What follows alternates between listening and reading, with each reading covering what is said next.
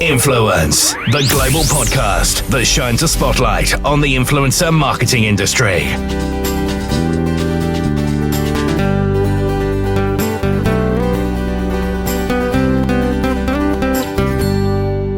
Welcome to Influence, the global podcast that shines a spotlight on the influencer marketing industry. In this edition, I'll be having a chat with Jess Markwood, who's the Content and Strategy Director for The Fifth, an influencer marketing agency recently launched out of News UK. So Jess has over 12 years experience in the space, having worked in a variety of capacities from creator to brand and to agency. Her career started in content as she became editorial director of a group of some of the first known fashion and beauty blogs, including Cat Week Queen and OSOU.com. She then went on to work brand side at Dorothy Perkins and then to Glam Media, the first global network of influencers. Following that, she launched Evolve's influencer marketing agency, The Studio London, before joining The Fifth at the beginning of this year. As we record this, the nation is in the grip of a lockdown status and the coronavirus outbreak, and I wanted to ask Jess's view on the impact this is having on the influencer community and how brands need to be very mindful of posting responsible content. Obviously, there's been a huge wave of content from talent at the moment, lots of which people are posting some really responsible content and really using their platforms as an opportunity to spread awareness of public campaigns that are going on and really just use their influence for good, essentially. Quite recently, we were in touch with the WHO via WPP. They've been in touch with a number of agencies similar to ours regarding a big campaign that they're doing sort of nationwide in fact global, with a whole load of different talent and influencers, just trying to get everyone to use their platform to encourage everyone to teach people about sort of washing their hands and what the right approach for that is. The sort of challenge that's going around amongst all of the talent is called #SafeHands. Just this morning, actually, we were on the phone to David Seaman. He's got involved just this afternoon. He's posted his video. We've had numerous talent all said that, they jumped on it straight away and sort of reached out to us asking how they can help and get involved. And I think that is the perfect example of how, collectively, really, this industry has the power genuinely to influence the world here. Absolutely. And obviously, we're in a situation where we don't know where this is going, and we don't know how long it could be for. There are so many different sort of angles to be taken, and I think lots and lots of people are really rising to the challenge of making sure that they use their platform as a way of sort of spreading positive messages. I mean, one thing I thought is quite interesting is traditional mainstream government public campaigns have not used influencers, have they? From my knowledge, unless you know otherwise.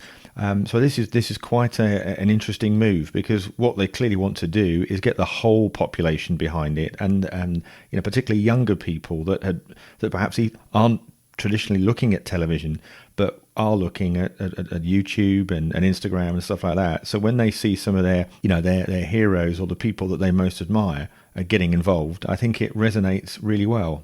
Yeah, precisely. And I mean, one thing I've seen, I had loads of them were sort of doing the rounds yesterday, just amongst my friendship group, not even like the my colleagues, but there's lots and lots of footballers sharing this sort of stare shuffle challenge. Right, I haven't even seen that yet. No. It's sort of the shuffle dance that was sort of popular like last year.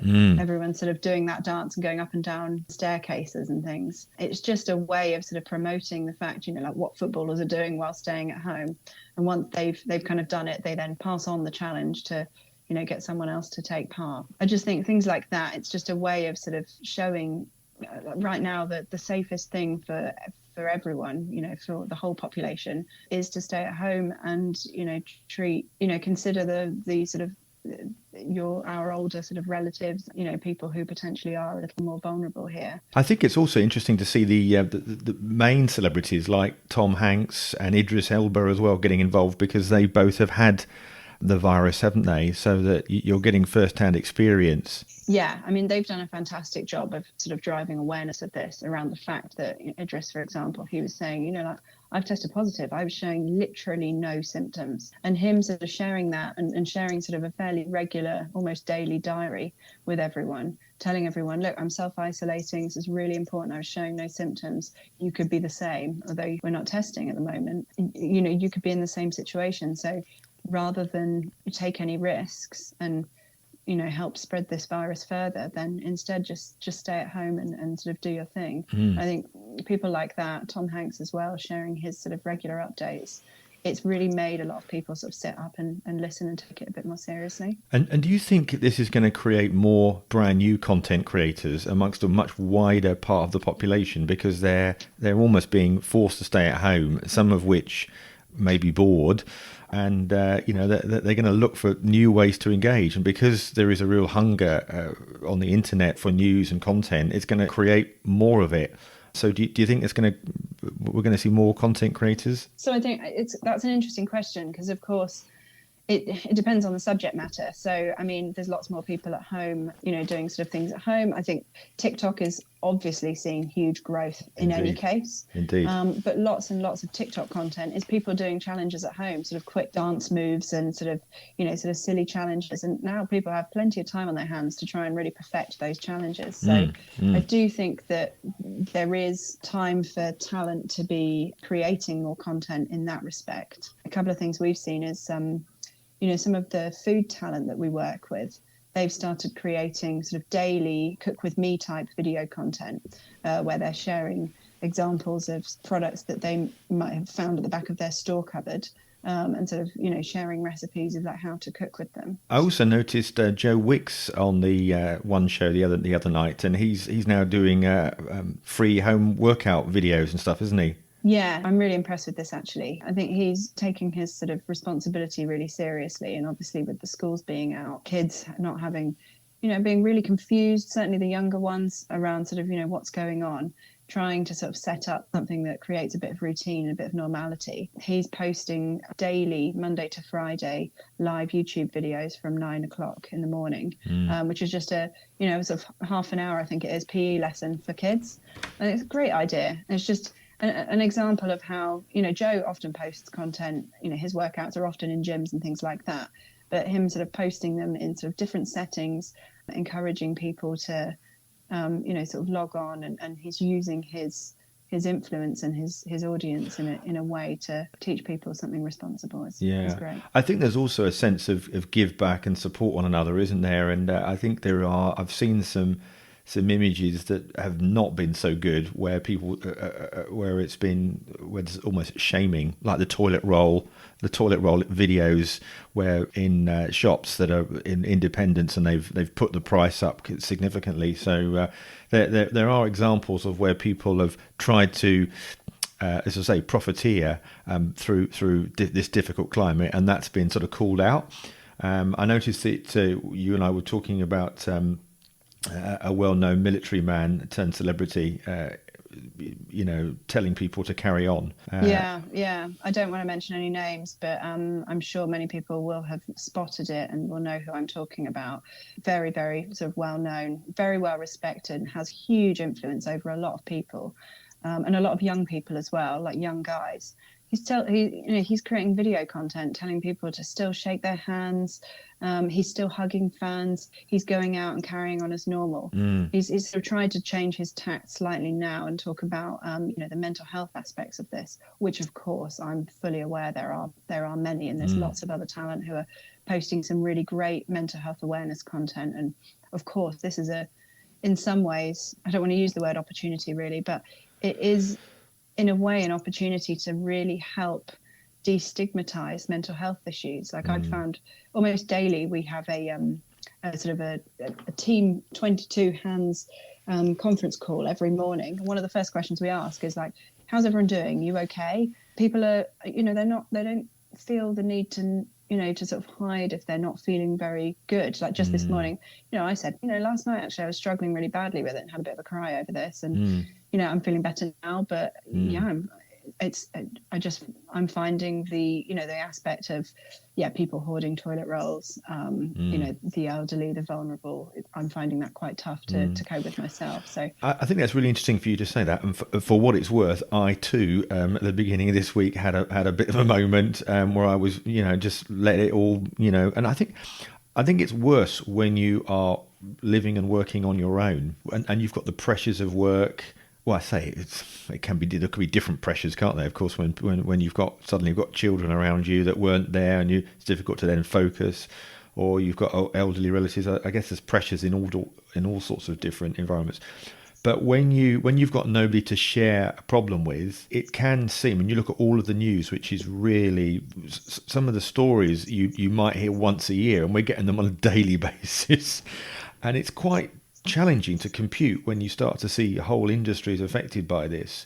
And there's a lot of creators, of course, that work on their own and that would never have seen something like this in their lifetime. I mean, none of us have anyway. But I think when you've got a lot more experience to cope with life, it sometimes can be easier. How are you helping your talent cope with particularly when maybe contracts are postponed, photo shoots cancelled? How are you helping them? Yeah, it's a great question. To us, it's really important. So the mental health and the well-being of the talent we work with, whether it's the ones we represent exclusively or the ones we have sort of close working relationships with, has always been and remains really, really important to us. So we're checking in with them regularly. We're doing we really recognise that this industry is an industry built on thousands of small businesses, sole traders and freelancers. And that's the influencers themselves, but also many people behind the scenes, like people who work in production and photography and even illustrators and people like that, graphic designers, web designers, all of these people who are sort of employed by this industry. Most of them are, sole traders essentially. So we are doing our very best to look after them, keep communicating with them on a regular basis. But also from a financial point of view, we're working incredibly hard with our clients to ensure that we avoid cancelling any campaigns. So far, we've actually had no cancellations at all, which has been great. And to be honest with you, we were kind of expecting a few to sort of get cancelled, but actually instead we've managed to work with the talent and our clients to adapt the content so that it's kind of sensitive and relevant to what's going on. Of course, in some cases, we've had stuff postponed and we've pushed back live dates. But even in those cases, we're being incredibly mindful of how that affects the talent and communicating with them where we can and where, contracts permit us to, in terms of, where we're at with the clients themselves, being able to pay talent, 50% of their fees up front. So it's kind of things like that we're doing as initiatives to try and just stay on top of it and support them.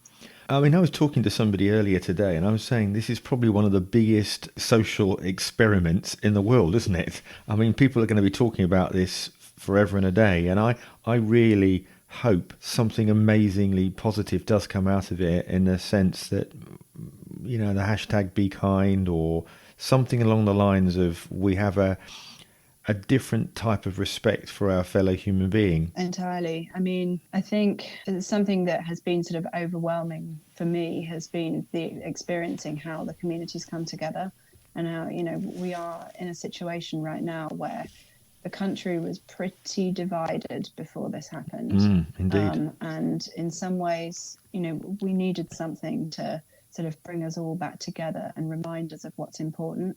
And, some people are saying, the world's never going to look the same again. I agree and with I you. think, I think there's serious truth in that. We don't know how long this is going to go on for.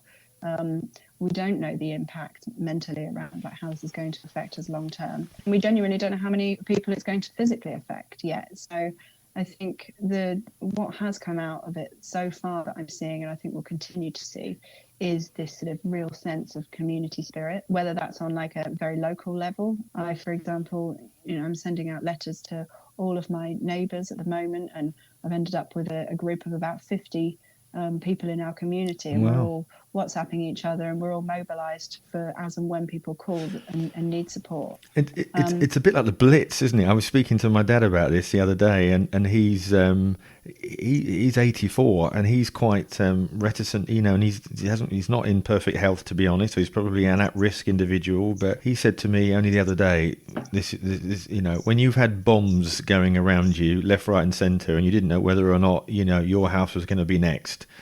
this is tame by comparison. So I think we can actually learn a lot from our elders about how to experience challenging times. And I do think it will be better people from it, as long as we don't take casualties along the way, particularly when it comes to mental health. There will be people financially absolutely suffering from what's happened. And I know that we've all got to try and support each other. In fact, I was speaking to my sister only earlier today, and she was saying that in her area, a lot of the restaurateurs in the area have gotten together to try and share help and experience. So this whole sense of sharing and supporting one another, I think, is a very important point. And I do hope there'll be lots more groups that come out of this. And I think that we can relate that back to the online community as well. So I've certainly seen talent really supporting one another and kind of like looking after each other. There's so many cases of kind of talent checking in on one another and asking if they're okay, while posting all of this positive content to try and sort of take our minds off all of the news right now. There's been some other wonderful cases of examples of how talent are adapting to change. The Scummy Mummies this evening, they're two comedians. They have a podcast, but they also do a live sort of stand-up comedy show, which is absolutely hilarious. It's so good. I highly recommend it. They would normally be on tour at this time, but instead they're going to be posting a Scummy Night In, which will be posted on sort of Instagram Live. All of their fans can kind of tune in and sort of watch their comedy show live, which I think is a brilliant idea. Yeah. Well, I think it's just generally it's the music industry, of course, has had to adapt as well, and there are now artists that are coming out on video, YouTube, and stuff like that, aren't they? And getting tasters for their work, because they've all been hampered by this. So, have you noticed any sort of different types of video content? TikTok, of course, is a great platform, but have you noticed some being quite inventive in the way that they present stuff? Yeah, so I mean, the fashion and travel influencers are a classic example here. Like how fashion and travel are two industries that sort of are embedded in going out and being in various different exotic locations and doing like photo shoots all over the place. I've noticed quite a few people are starting to post sort of Instagram versus reality style posts, where they post a picture harking back to a holiday that they went on earlier in the year, perhaps, and then versus a reality and the second image on the carousel of them sitting at home in their pajamas, and sort of again just pushing that positive message of it's important to stay at home right now. That's a good idea. Yeah. In fact, you and I were talking about, should we create some backdrops so that it looks like they're still in Bali or they're still in Australia, even though it's in their home. But I suppose you'd lose the authenticity there, though, wouldn't you? Really? Yeah, I suppose you lose the authenticity, but then I suppose you can turn it on its head and make it quite funny. So maybe you have like a backdrop of Bora Bora, but then in the foreground, just sort of sitting there drinking a cup of tea. So moving forward, then 5-6 months on, where do you think the influencer marketing industry? I mean, I've seen some reports suggesting it's going to be close to $15 billion globally now, and it's had a huge increase. This could be a good time for more people to consider influencer marketing that perhaps hadn't before, given that we're now exposed to a lot more online trade. Where do you see the latter part of this year and early next as opportunities for influencers, brands and agencies? Yeah, I mean, that is the sort of crystal ball question right now, isn't it? I think the truth is, you can argue the point that, of course, brands need to adapt their messaging to support their customers, and they still need to get those messages out there. And of course, in the home, advertising is really the only vehicle to do that right now. Social media is seeing an obvious increase. Influencers, like lots of them, they're sort of seeing a sort of rise in their following. So you can argue that they become an ideal vehicle for sort of marketing channels and for brands to get their messages out there in a sort of truly authentic and engaging way. Where is the industry going to be in 6 to 12 months time? I would imagine it's not going to be going anywhere anytime soon. As I say, I think brands will be adapting their messages. Perhaps some brands will sort of push anything that involves an event or any kind of travel content. I imagine that will, of course, slow down. But then as we start to come out the other side of this, we'll start to see an elevation of that again. I've also seen some big brands doing some really good things and driving some really positive messages. Like I saw Pret a Manger are doing a free coffee at any time for any NHS staff. You just show your badge, and then 50% off any of their food. I think things like that, it's just big brands that can afford to do it. It's sort of a great message to get out there. And of course, loads of people are sharing that. Let's not realise that some of these organisations are themselves suffering. I mean, you say a big brand. I mean, if we've got this lockdown, people aren't going to be going into their coffee shops, so they would be damaged too. So I think it resonates really well when people know that brands are being affected, yet they're still able to do gestures like this. Yeah, precisely. Yeah, I mean, they're not going to be receiving much trade anytime soon. I haven't seen them sort of, adapting their model to start sort of doing home deliveries or anything like that. So I think they've been pretty self-reflective, but at the same time, showing that, they obviously make big profits. They can afford to support the people that matter right now. So yeah, I think that's something that they've done that's really, really good. I think also, while we're on the subject of sort of coffee shops and restaurants and things like that, of course that trade, hospitality trade is struggling a lot right now. I have noticed quite a few influencers. I saw M. Sheldon posting on her social media and on her Twitter the other day saying, sort of ideas of ways to support small local businesses to you. That's great. Go out and buy some stuff now. Buy some, gift vouchers for your local business to, sort of pay it forward, if you like. I do think we are going to bounce back. I really believe it. And I think it will be a concerted, we all get together. That's what I'm really trying to say, really, more than anything else, to support all of these businesses, because I think we all know that it's had a dramatic effect on the people working in them. As much as anything else. Oh yeah, completely. I think what we will see a huge surge of kind of positivity and support the moment we come out the other side of this. And I'm already discussing the street parties with our neighbours. So, oh really? That sounds brilliant. Something to look forward to. On that note, thank you very much, Jess Markwood from The Fifth, for joining us today. Thank you. Influence, the global podcast that shines a spotlight on the influencer marketing industry. So that's it for this edition of Influence. I hope you've enjoyed it. Don't forget to keep an eye on the BCMA website for all the latest influencer marketing news. But for now, until next time, from me, Gordon Glenister, thanks for listening and goodbye.